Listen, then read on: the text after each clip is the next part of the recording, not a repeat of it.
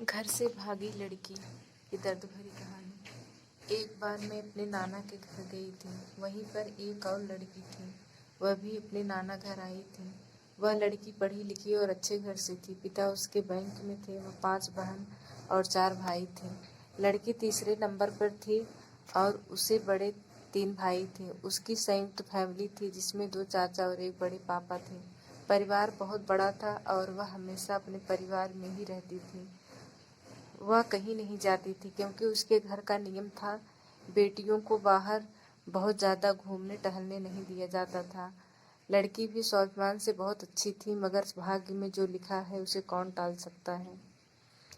लड़की का नाम सोनिया था। सोनिया ने मुझसे बताया कि उसकी बुआ की तबीयत बहुत खराब थी। उसकी बुआ अपने ससुराल में अकेली थी, इसलिए सोनिया को अपनी बुआ के घर जाना पड़ा। क्योंकि बुआ खाना नहीं बना पाती थी, बीमारी के चलते वह बहुत परेशान थी। उसकी बुआ को कोई बेटी नहीं थी, इसलिए उन्होंने सोनिया को अपने घर बुलाया। उनके बच्चे बहुत छोटे थे। सोनिया अपनी बुआ के घर से सिर्फ और सिर्फ 1 महीने के लिए ही गई थी। सोनिया अच्छे से रहती थी। सारे लोग गांव के कहते थे, देखो वह लड़की कितने अच्छे से रहती है। माँ बाप बच्चों को अच्छे संस्कार दिए हैं और पढ़े लिखे घर की है, इसीलिए गांव की और लड़कियों से बिल्कुल अलग है। सोनिया बताती थी उसके सभी भाई बहन एक दूसरे से बहुत प्यार करते थे। सोनिया खुले विचार की थी, इसलिए बोलने में किसी से संकोच नहीं करती थी। उसकी बुआ के बगल में एक लड़का रहता था, उसका नाम सुधीर था। सुधीर रिश्ते में सोनिया का फूफा लगता था। सोनिया भी उसे फूफा ही बुलाती थी।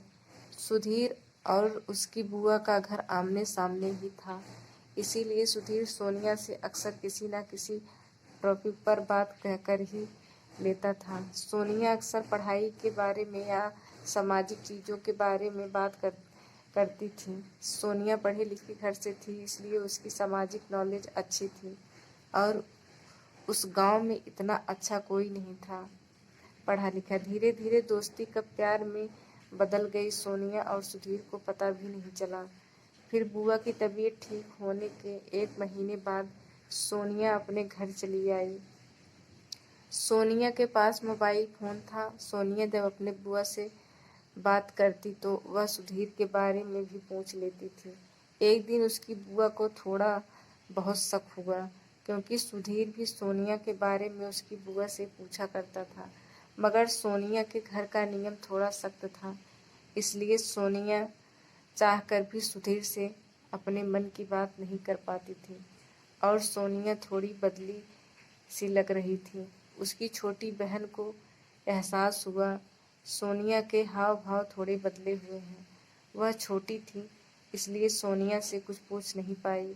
सोनिया के मन में जो चल रहा था वह बात सोनिया के घर के हिसाब से बहुत बड़ा था, क्योंकि अब तक इस परिवार में किसी ने भी ऐसी हरकत नहीं की थी।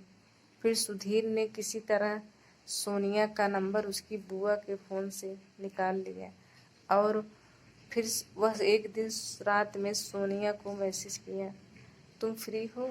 मैं सुधीर हूँ, बात करना चाहता हूँ।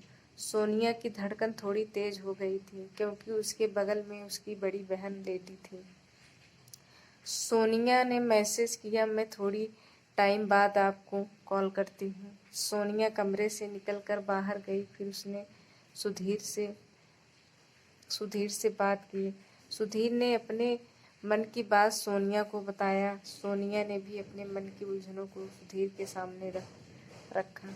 फिर क्या अभी यहीं से सोनिया ने अपने जीवन में जहर बोने का काम शुरू कर दिया। सोनिया चोरी छुपे सुधीर से बात किया करती थी। इसी तरह दोनों लगभग 6 साल तक बात किए। सोनिया ने अपनी बुआ से कहा, आप पापा से बोलो ना मेरी शादी सुधीर से करा दें। सुधीर भी मध्यम वर्गीय परिवार से था। सुधीर मास्टर डिग्री कंप्लीट कर चुका था और कंपटीशन दे रहा था। सोनिया और सुधीर के बहुत दबाव डालने पर उसकी बुआ ने अपने भाई से कहा, भैया सोनिया की शादी सुधीर से क्यों नहीं करा देते? लड़का पढ़ा लिखा है।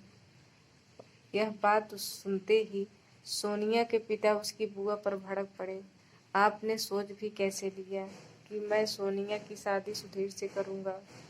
मेरी बेटी पढ़ी लिखी है, दिखने में स्मार्ट है, मैं अच्छे घर में उसकी शादी करूँगा। फिर उसकी बुआ ने बताया कि सोनिया भी सुधीर को बहुत पसंद करती है। यह बात सुनते ही उसके पिता आग बबूला हो गए और सोनिया के लिए लड़का देखना शुरू कर दिया, मगर सोनिया शादी के लिए मना कर देती थी। फिर इसी तरह कुछ दिन चलता रहा।